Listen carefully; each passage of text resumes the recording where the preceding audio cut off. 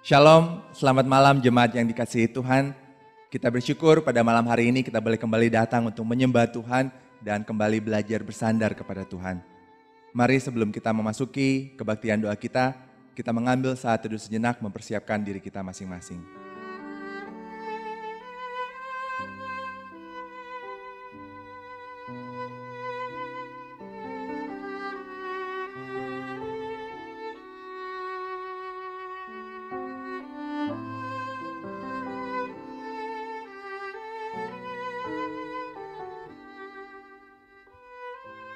Amin. Jemaat yang terkasih, mari kita bersama datang menyembah Tuhan kita. Kita beri kemuliaan dan hormat kepada Tuhan kita. Karena memang dialah Allah yang maha besar dan tiada Allah seperti Allah kita. Kita angkat suara pujian, kita bersama agungkan namanya. Ku beri kemuliaan dan hormat.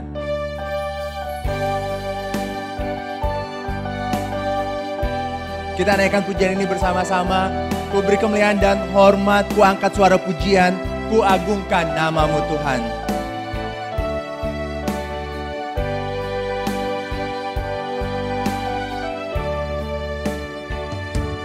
Ku beri kemuliaan dan hormat, ku angkat suara pujian, ku agungkan namamu. Ku beri kemuliaan dan hormat, ku angkat suara pujian, ku agungkan namamu. Sebab kau besar, perbuatanmu ajaib, tiada seperti engkau. Tiada seperti engkau, sebab kau besar, perbuatanmu ajaib, tiada seperti engkau, tiada seperti engkau. Sekali lagi kita katakan, ku beri kemuliaan dan hormat, ku beri kemuliaan dan hormat, ku angkat suara pujian, ku agungkan namamu. Ku beri kemuliaan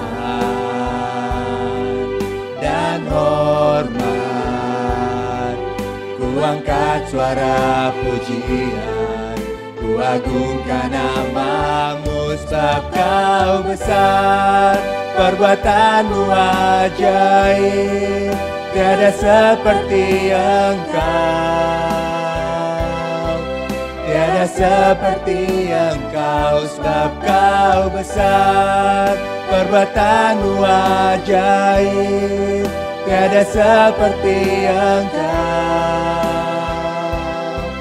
tiada seperti engkau. Sekali lagi kita katakan, sebab kau besar Tuhan, tiada seperti engkau. Sebab kau besar, perbuatanmu ajaib, tiada seperti engkau, tiada seperti engkau. Sebab kau besar, perbuatanmu ajaib, tiada seperti engkau, tiada seperti engkau. Jemaat yang terkasih, mari pada saat ini kita datang menyembah Tuhan dan kita bersyukur bahwa kita punya Allah seperti Tuhan kita. Dan mari kita datang naikkan ucapan syukur kita. Kita bersyukur untuk penyertaan Tuhan kepada kita. Kita bersyukur Tuhan masih memelihara kita sampai pada saat ini. Kita bersyukur untuk kesehatan yang Tuhan berikan kepada kita, untuk keluarga kita, untuk teman-teman kita. Kita bersyukur untuk gereja Tuhan, di mana kita boleh mempunyai suatu komunitas untuk bersama-sama beribadah, untuk bersama-sama saling mendukung dalam iman. Kita juga bersyukur untuk setiap talenta yang Tuhan berikan kepada kita. Bahkan mari kita bersyukur untuk setiap pergumulan yang Tuhan izinkan, yang boleh terus membentuk kita, yang boleh terus membantu kita untuk semakin bersandar kepada Tuhan. Dan terutama kita bersyukur untuk anugerah keselamatan yang boleh kita terima dalam Tuhan kita Yesus Kristus. Mari bersama kita naikkan ucapan syukur kita.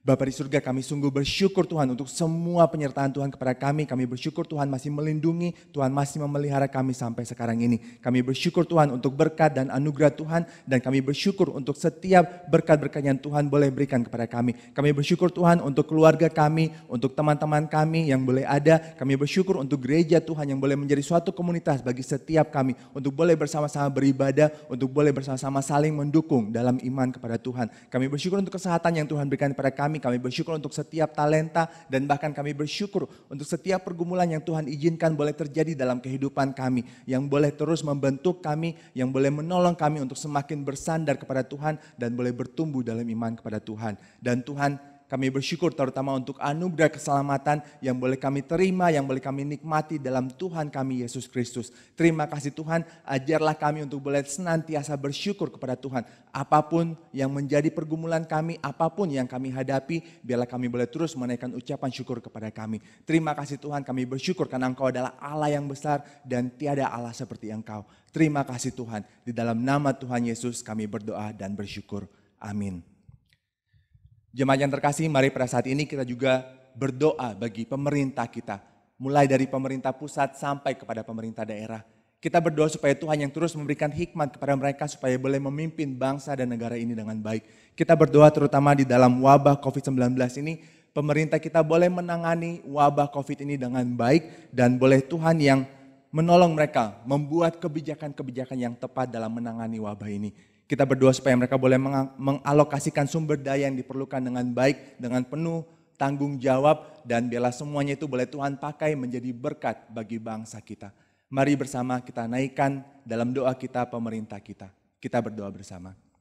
Bapa di surga, kami juga berdoa Tuhan bagi pemerintah kami bersyukur kalau Tuhan yang telah menetapkan mereka menjadi pemerintah Indonesia. Kami berdoa baik dari pemerintah pusat maupun sampai kepada pemerintah-pemerintah daerah. Biarlah Tuhan yang menolong mereka dalam menunaikan tugas tanggung jawab mereka. Biarlah Tuhan yang memberikan hikmat dari Tuhan kepada mereka, dan terutama di dalam menangani wabah COVID-19 ini, Tuhan yang menolong mereka untuk boleh membuat kebijakan-kebijakan yang tepat dalam menangani wabah ini. Kami berdoa Tuhan mereka boleh mengalokasikan sumber daya yang tepat yang dibutuhkan dengan penuh tanggung jawab, dan biarlah Tuhan yang terus menolong mereka untuk boleh memimpin bangsa ini dengan baik, bahkan boleh menjadi berkat bagi setiap masyarakat Indonesia. Terima kasih Tuhan, sekali lagi kami menyerahkan pemerintah kami ke dalam tangan-Mu. Biarlah Tuhan yang terus memimpin mereka, dan Tuhan yang terus pakai mereka untuk bangsa ini. Terima kasih Tuhan, di dalam nama Tuhan Yesus kami berdoa. Amin. Jemaat yang dikasihi, mari kita juga berdoa bagi setiap jemaat GKY Kebayoran Baru, supaya Tuhan yang terus melindungi kita dan Tuhan yang terus menyertai kita dalam setiap kehidupan kita. Kita berdoa supaya setiap kebutuhan jemaat GKY Kebayoran Baru boleh dicukupkan oleh Tuhan. Kita berdoa supaya Tuhan yang terus memberikan kekuatan kepada kita dalam setiap pergumulan yang kita hadapi, dan biarlah setiap jemaat boleh tetap bersandar kepada Tuhan. Kita berdoa supaya kita pun sebagai jemaat Tuhan, sebagai umat Tuhan boleh senantiasa hidup mengasihi, boleh bermurah hati, hidup memberi, bahkan hidup melayani sesama dan melayani Tuhan. Kita berdoa supaya apa yang kita lakukan ini boleh terus memberikan kemuliaan bagi nama Tuhan, dan kita pun boleh terus memberitakan Injil, sehingga lebih banyak lagi orang yang boleh mengenal Tuhan Yesus, boleh mendapat keselamatan dalam Tuhan Yesus. Mari kita berdoa bersama. Bapa di surga, kami juga berdoa Tuhan menyerahkan setiap jemaat-jemaat GKY Kebayoran Baru, jemaat-Mu Tuhan ke dalam tangan-Mu. Biarlah Tuhan yang senantiasa melindungi kami semua, Tuhan yang menyertai kami.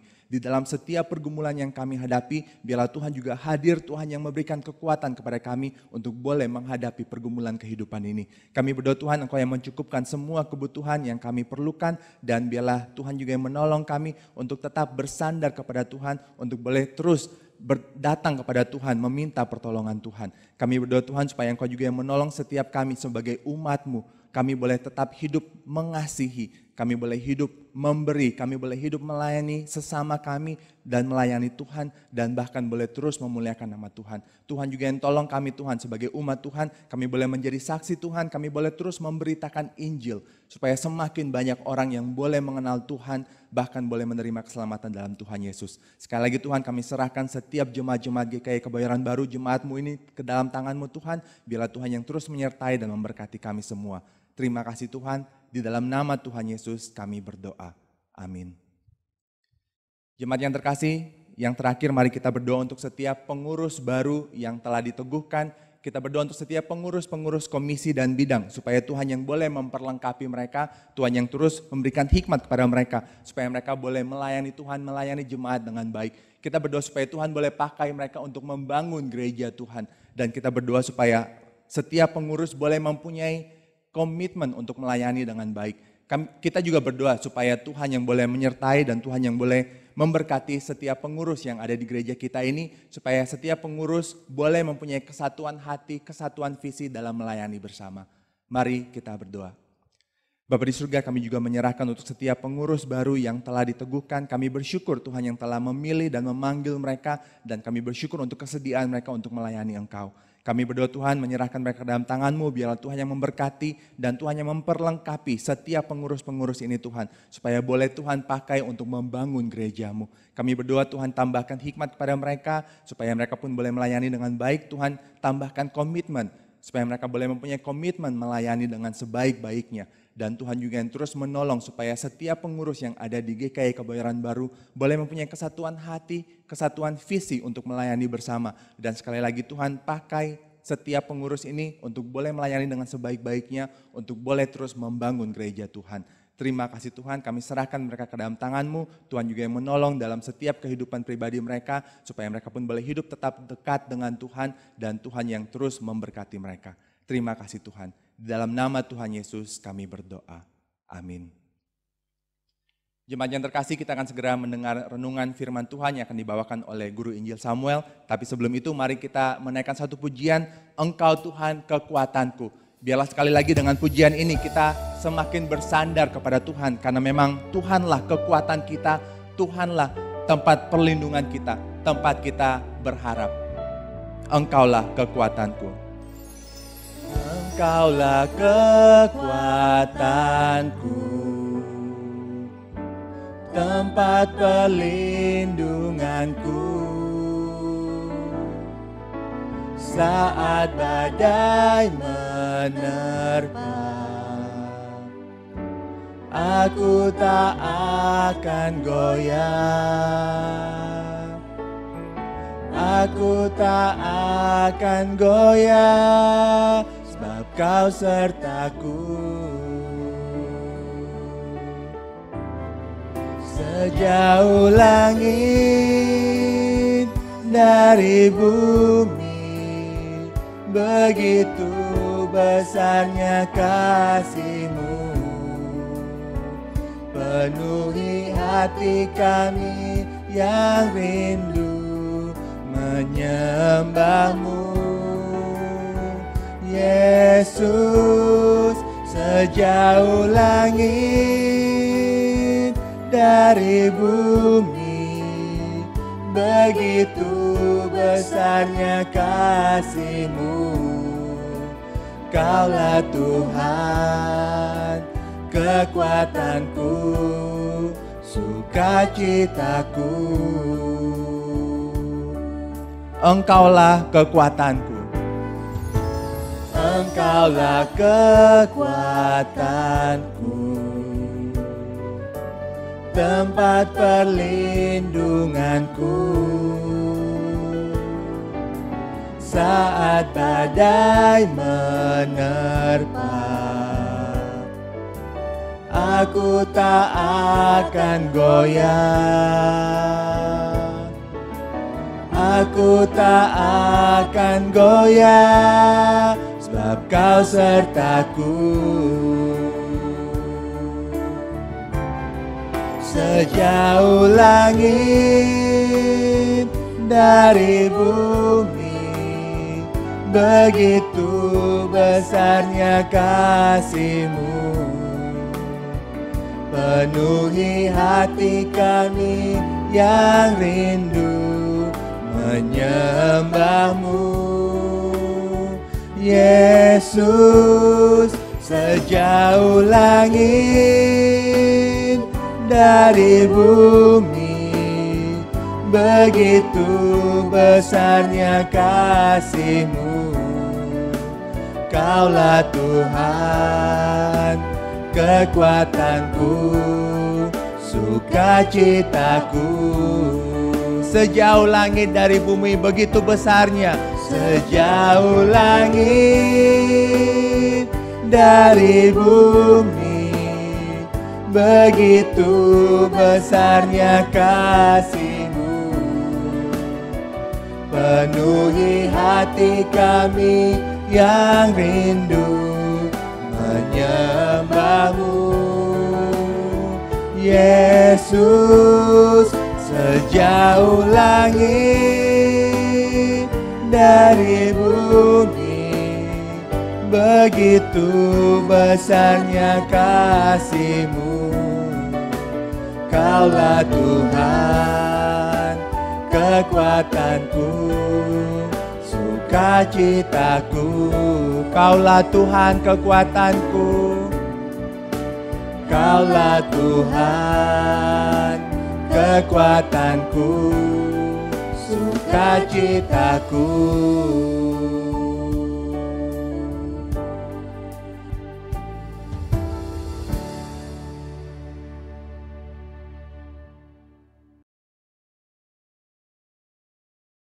Selamat malam, Bapak Ibu dikasih Tuhan. Puji Tuhan, malam hari ini kita boleh bersama-sama beribadah kembali di dalam kebaktian doa pada malam hari ini. Sebelum kita membaca firman Tuhan pada malam hari ini, mari kita sama-sama tundukkan kepala dan kita arahkan hati dan pikiran kita kepada Tuhan. Mari kita berdoa. Bapa kami yang di surga, kami bersyukur ya Tuhan, kalau malam hari ini kami memiliki kesempatan untuk terus meninggikan nama-Mu, memuliakan nama-Mu ya Tuhan, dan juga menaikkan doa-doa kami sebagai wujud akan iman kami ya Tuhan, berharap kepada Tuhan, dan kami yakin di dalam pengharapan kami mengenal Tuhan yang hidup, Tuhan yang menepati janji, Tuhan yang memberikan yang terbaik bagi kami. Terima kasih ya Tuhan, dan biarlah melalui doa-doa yang kami sudah naikkan, membuat kami semakin beriman kepada Tuhan. Pada malam hari ini, kami akan belajar akan firman-Mu, kiranya Tuhan menolong kami, memberikan hati kami, dan biarlah roh kami tunduk atas pimpinan Roh Kudus-Mu. Terima kasih ya Tuhan, ini seru doa kami, dan demi nama-Mu yang kudus Tuhan kami Yesus Kristus, kami berdoa dan mengucap syukur. Amin. Bapak Ibu dikasihi oleh Tuhan, malam hari ini kita akan belajar bersama-sama dari surat Tesalonika yang pertama. Surat Tesalonika pertama pasalnya yang keempat. Sekali lagi, 1 Tesalonika pasal yang keempat, ayat 13 sampai yang ke-18. Saya akan membacakan buat kita semua pada malam hari ini. Selanjutnya, kami tidak mau saudara-saudara, bahwa kamu tidak mengetahui tentang mereka yang meninggal, supaya kamu jangan berduka cita seperti orang-orang lain yang tidak mempunyai pengharapan. Karena jikalau kita percaya bahwa Yesus telah mati dan telah bangkit, maka kita percaya juga bahwa mereka yang telah meninggal dalam Yesus akan dikumpulkan Allah bersama-sama dengan Dia. Ini kami katakan kepadamu dengan firman Tuhan, kita yang hidup, yang masih tinggal sampai kedatangan Tuhan, sekali-kali tidak akan mendahului mereka yang telah meninggal. Sebab pada waktu tanda diberi, yaitu pada waktu penghulu malaikat berseru, dan sangkakala Allah berbunyi, maka Tuhan sendiri akan turun dari surga, dan mereka yang mati dalam Kristus akan lebih dahulu bangkit. Sesudah itu, kita yang hidup, yang masih tinggal, akan diangkat bersama-sama dengan mereka dalam awan, menyongsong Tuhan di angkasa. Demikianlah kita akan selama-lamanya bersama-sama dengan Tuhan. Karena itu, hiburkanlah seorang akan yang lain dengan perkataan-perkataan ini. Bapak Ibu dikasihi oleh Tuhan, suatu hari ada seorang pendeta yang begitu senang sekali karena mendapatkan satu kabar bahwa pendeta ini mendapatkan undian. Jadi menang undian sebanyak 20 juta hari itu. Nah, kemudian ketika memperhatikan surat pemberitahuan yang terlampir itu ada kupon dengan tulisan tangan dari pendeta tersebut, kemudian dia yakin bahwa tanda tangannya juga itu sulit untuk ditiru oleh orang lain. Kemudian dia yakin bahwa ini bukanlah hal yang palsu. Nah, selain itu juga terlampir surat yang lain, yaitu surat dari Departemen Sosial dan juga surat dari kepolisian. Nah, senang sekali daripada perasaan sang pendeta ini. Kemudian dia merasakan, wah, aku menjadi orang yang sangat beruntung hari ini. Jadi kemudian dia merasakan ada harapan yang besar bahwa dia akan mendapatkan uang sebanyak 20 juta rupiah itu. Seketika hati sang pendeta ini sangat bergembira, merasakan begitu bahagia. Harapan memang membuat hidup seseorang menjadi lebih bahagia. Adanya harapan membuat seseorang menjadi hidup penuh dengan semangat. Bapak Ibu yang dikasihi oleh Tuhan, berbicara mengenai harapan, bukan saja bahwa harapan itu membuat hidup kita indah, tetapi harapan itu juga membuat seseorang memiliki semangat untuk menjalani hidup. Bapak Ibu yang dikasihi oleh Tuhan, tidak hanya itu, bahwa adanya harapan akan hadirnya orang yang dikasihi juga membuat waktu itu serasa tidak menjemukan. Adanya harapan membuat orang tua akan berjuang sebisa-bisanya agar anaknya mendapat akan sekolah yang lebih baik. Bapak Ibu yang dikasihi oleh Tuhan, sebagai seorang anak Tuhan, tentunya kita tidak hanya memiliki pengharapan atas kehidupan di dalam dunia ini. Kita juga memiliki pengharapan atas kehidupan setelah kematian. Di dalam nats yang kita baca tadi, surat Rasul Paulus untuk jemaat di Tesalonika ini, ya, perlu kita ketahui bersama-sama bahwa orang Kristen yang ada di Tesalonika saat itu tidaklah mudah hidupnya. Karena apa? Karena mereka pada dahulunya mereka adalah orang-orang yang menyembah berhala. Dan mereka ini adalah orang-orang yang hidup di dalam kebudayaan Yunani Romawi. Jadi bagi orang-orang yang kemudian percaya kepada Yesus Kristus sebagai Tuhan dan Raja mereka, tidaklah mudah. Karena apa? Hidup mereka akan dikucilkan dari masyarakat. Bahkan tidak jarang mereka akan mendapatkan pertentangan dari keluarga mereka sendiri. Sehingga pada saat itu, kalau jemaat Tesalonika kemudian percaya kepada Kristus, bukanlah hal yang mudah. Tapi dikasih oleh Tuhan, namun jemaat di Tesalonika hari itu melihat bahwa kematian Kristus untuk menebus dosa mereka dan juga harapan akan kedatangan Kristus kedua kalinya ada hal yang seimbang, adalah hal yang sepadan dan layak untuk diperjuangkan. Layak untuk didapatkan seandainya hidup mereka menderita karena percaya kepada Kristus. Di dalam ayat yang ke-13, coba kita perhatikan di sana. Dikatakan bahwa selanjutnya kami tidak mau saudara-saudara, bahwa kamu tidak mengetahui tentang mereka yang meninggal, supaya kamu jangan berduka cita seperti orang-orang lain yang tidak punya pengharapan. Di dalam ayat ini, coba kita perhatikan, Paulus tidaklah melarang, sekali lagi, Paulus tidaklah melarang seseorang berduka cita, bersedih hati, ketika ada orang yang dikasihinya meninggal dunia. Namun perhatikan kalimat Paulus di sini, dikatakan, jangan berduka cita seperti orang-orang lain yang tidak punya pengharapan. Dengan kata lain, silakan berduka cita, namun dengan cara yang benar. Lalu bagaimana cara orang yang percaya kepada Tuhan itu berduka cita? Nah, Paulus mengajarkan di dalam ayat tersebut, dikatakan jika engkau berduka cita, kalian harus tahu dulu tentang mereka yang meninggal, yaitu orang percaya atau orang yang berpengharapan jika meninggal. Kita harus tahu dulu tentang itu. Dengan dasar itu, maka engkau akan berduka cita dengan benar. Ayat 14 adalah satu poin yang penting dalam hal ini. Dikatakan, karena jikalau kita percaya bahwa Yesus telah mati dan telah bangkit, maka kita percaya juga bahwa mereka yang telah meninggal dalam Yesus akan dikumpulkan Allah bersama-sama dengan Dia.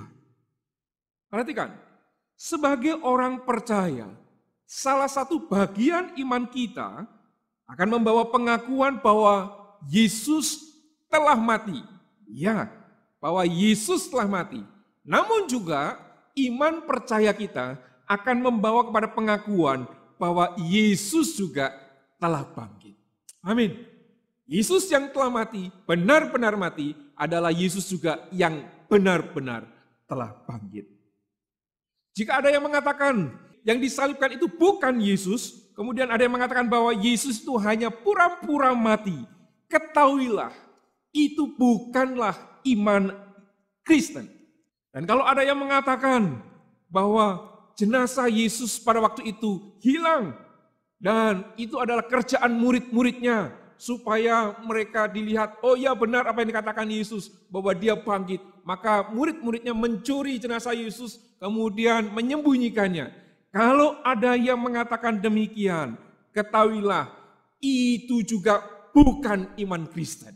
Dari ayat ini kita percaya bahwa Yesus benar-benar mati dan Yesus benar-benar bangkit. Di dalam Yohanes 14 ayat yang ketiga dikatakan demikian. Dan apabila aku telah pergi ke situ dan telah menyediakan tempat bagimu, aku akan datang kembali dan membawa kamu ke tempatku, supaya di tempat di mana aku berada, kamu pun berada. Itu artinya mereka yang telah meninggal di dalam Yesus akan dikumpulkan Allah bersama-sama dengan Dia. Amin Bapak Ibu dikasihi oleh Tuhan. Bahwa kita orang-orang yang percaya, suatu hari nanti akan dikumpulkan bersama-sama dengan Dia. Bersama-sama dengan Kristus Yesus, yang adalah Tuhan dan Allah kita. Ayat selanjutnya seringkali memunculkan diskusi. Apa yang terjadi di masa-masa setelah kita meninggal dan masa-masa sebelum dibangkitkan kembali. Masa ini seringkali disebut dengan kata intermediate state atau masa antara. Apa yang terjadi dan bagaimana kondisi seseorang di dalam masa tersebut. Alkitab sedikit sekali berbicara mengenai masa ini, masa antara ini. Bahkan kalaupun Alkitab berbicara tentang ini, maka topik ini tidak pernah dibahas secara khusus. Apa yang perjanjian baru singkapkan mengenai masa antara ini tidak lain hanyalah sebuah ajaran yang samar-samar.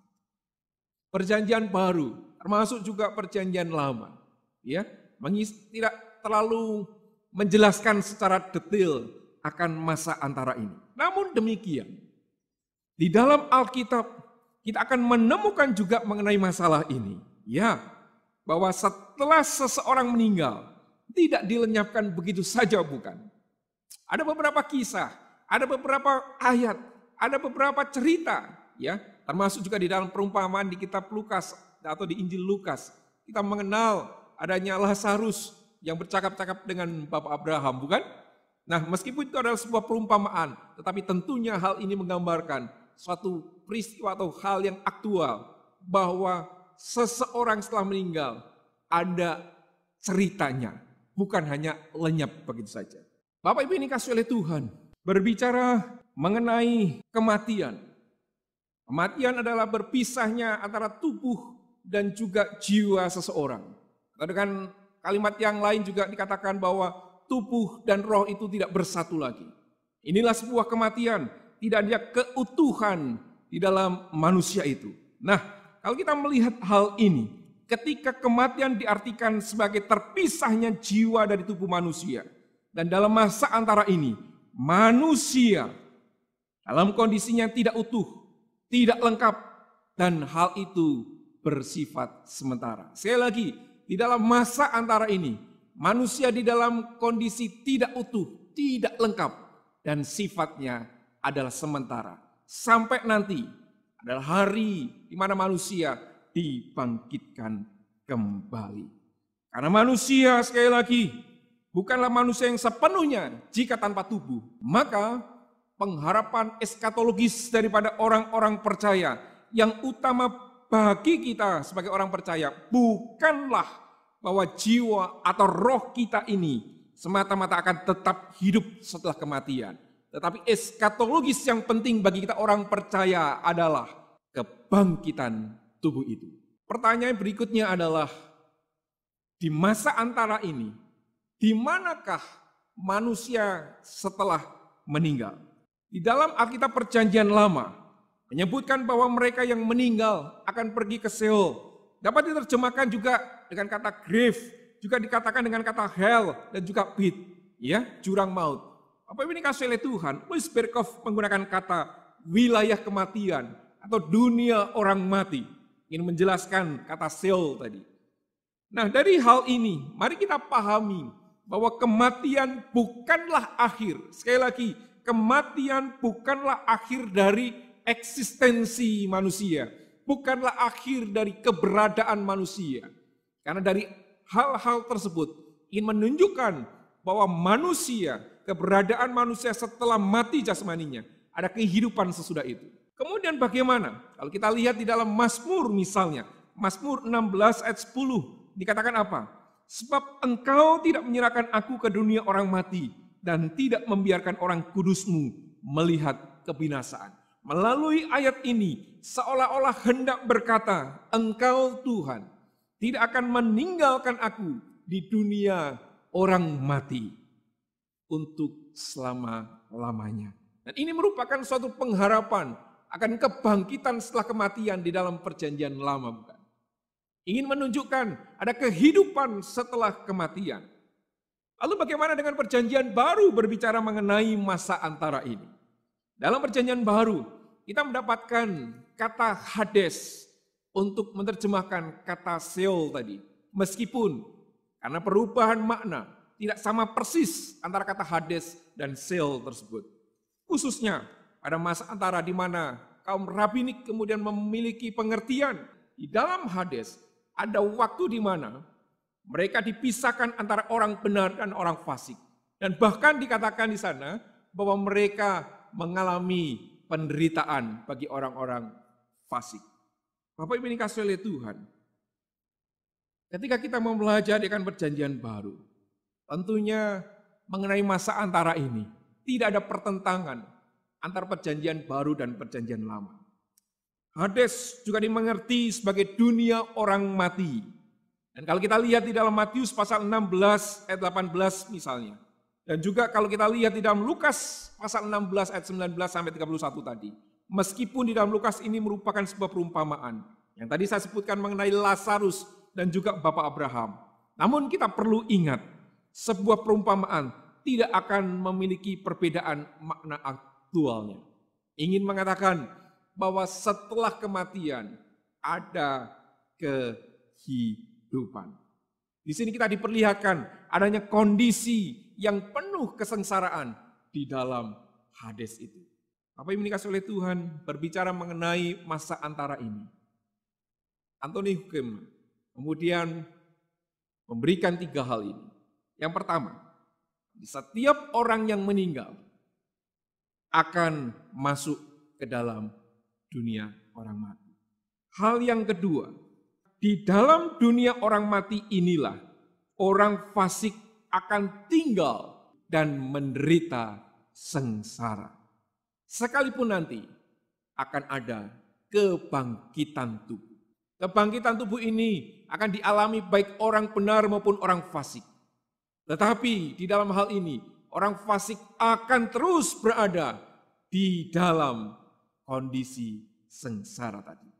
Nah, yang ketiga, bagi orang-orang kepunyaan Allah, berdasarkan iman kepada Kristus yang telah mengalahkan maut, memiliki pengharapan yang pasti bahwa mereka juga akan dibebaskan dari kuasa maut atau kuasa kematian.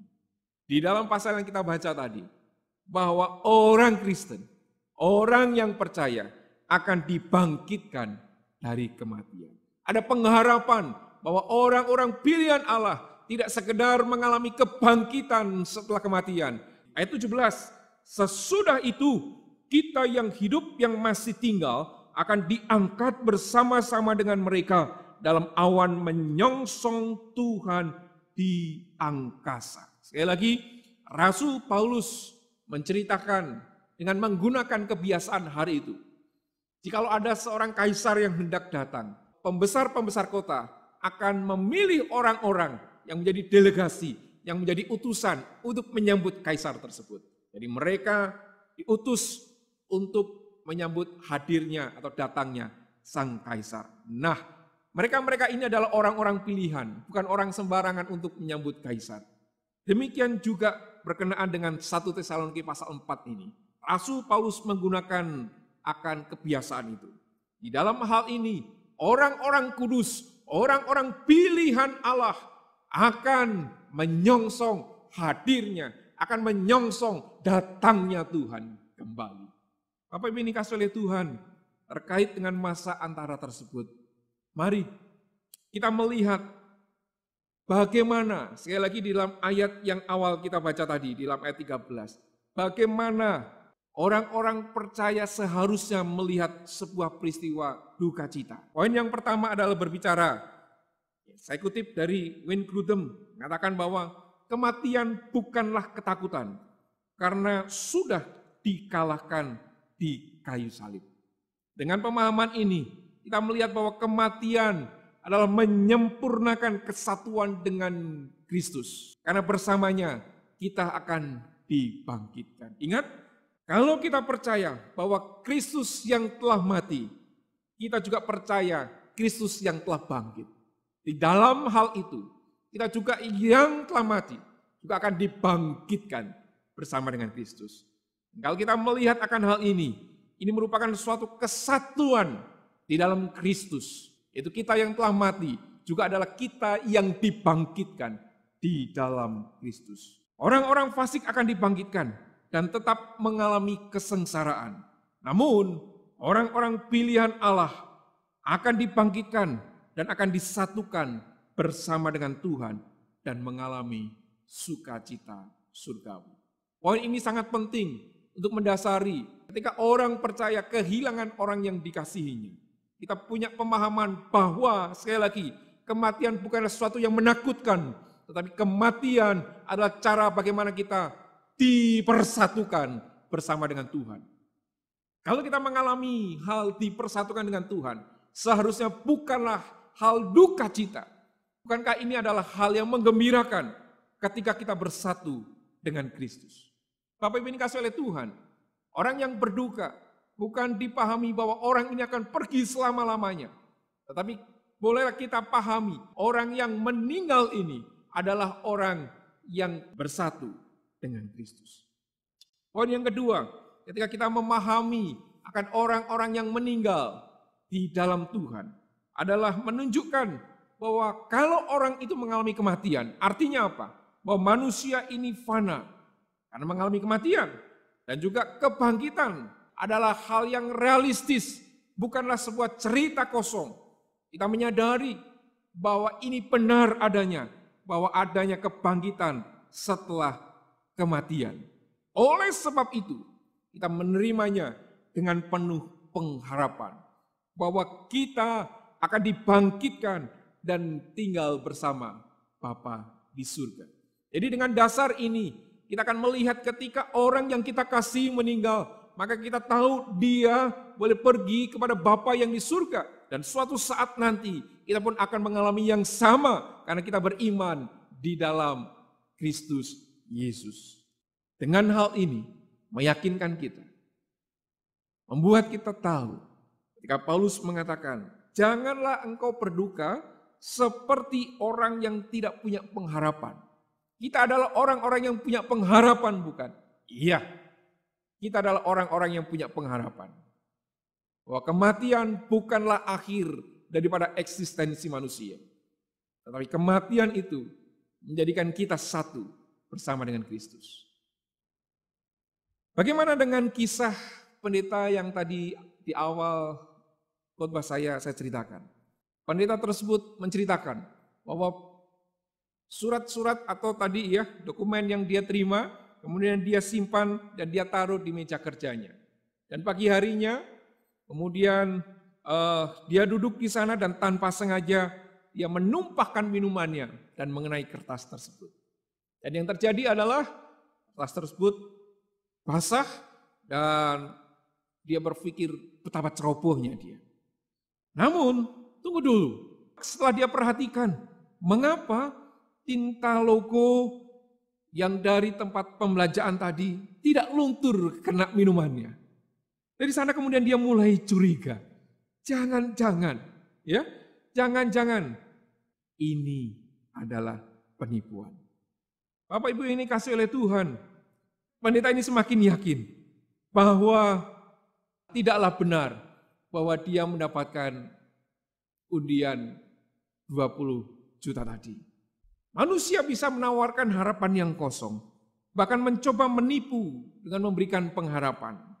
Namun yang pasti, Tuhan kita tidak pernah mengecewakan. Pengharapan orang percaya hanyalah di dalam Tuhan yang dapat dipercaya dan pasti tidak mengecewakan. Berbicara mengenai pengharapan, marilah kita perhatikan, bukan soal bagaimana masalah kita teratasi, bukan soal kapan masalah kita selesai, tetapi pengharapan itu berbicara bahwa Allah melalui masalah itu membawa kita kepada kondisi yang lebih baik serta mendatangkan kebaikan bagi kita orang-orang yang mengasihi Dia.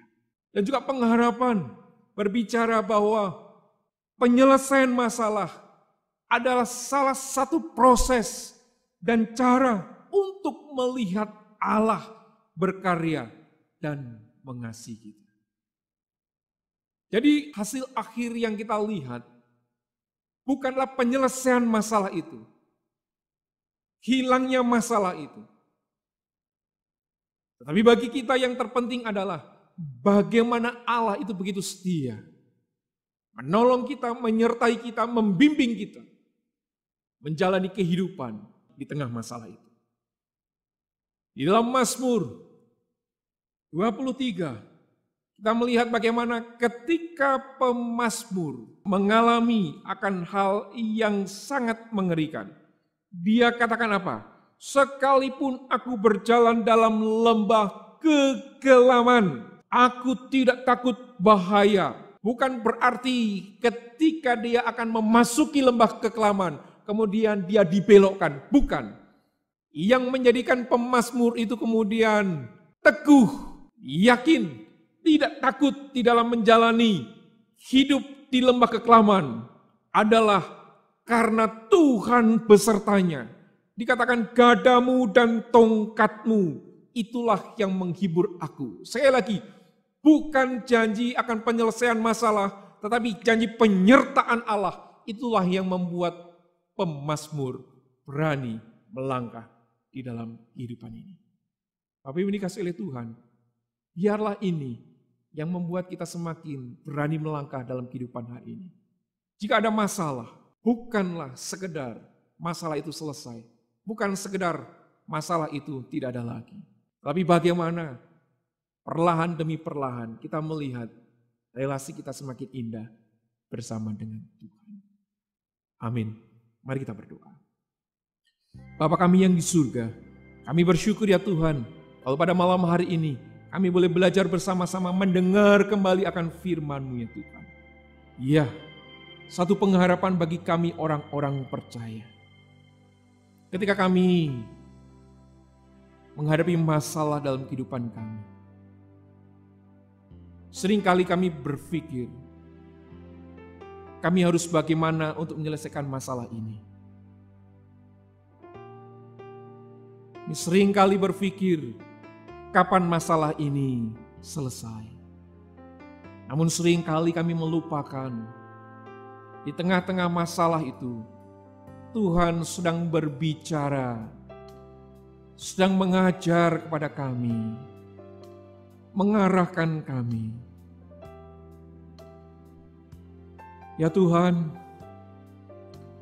kiranya Tuhan membuat kami semakin peka akan pimpinan-Mu di tengah-tengah masalah yang kami hadapi.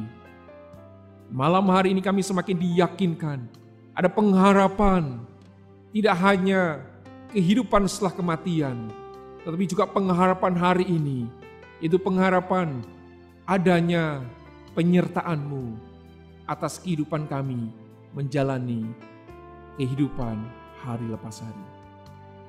Ketika ada masalah, kami yakin tongkat-Mu dan gadamu menyertai kami ya Tuhan. Dan kami bersyukur kami mengenal Allah seperti Engkau. Karena Engkau adalah Allah yang baik. Dan kami yakin segala sesuatu yang Tuhan izinkan ada dalam kehidupan kami, itu pasti mendatangkan kebaikan bagi kami orang-orang yang mengasihi-Mu ya Tuhan. Karena kami mengerti Engkau adalah Allah yang setia, Allah yang menolong, yang membimbing kami. Terima kasih ya Tuhan. Ini seluruh doa kami. Terpujilah nama-Mu dan biarlah kami tetap setia. Bahkan ketika kami menghadapi masalah sekalipun, kami tetap setia karena kami tahu Engkau adalah Allah yang setia, selalu menolong kami, menyertai kami, dan membimbing kami menjalani kehidupan ini. Terima kasih ya Tuhan. Ini seluruh doa kami. Demi nama-Mu yang kudus Tuhan kami Yesus Kristus, kami ucap syukur dan berdoa. Amin. Selamat malam Bapak Ibu dikasihi oleh Tuhan. Pakaian doa malam hari ini selesai. Silakan bersaat teduh dan Tuhan Yesus memberkati kita. Amin.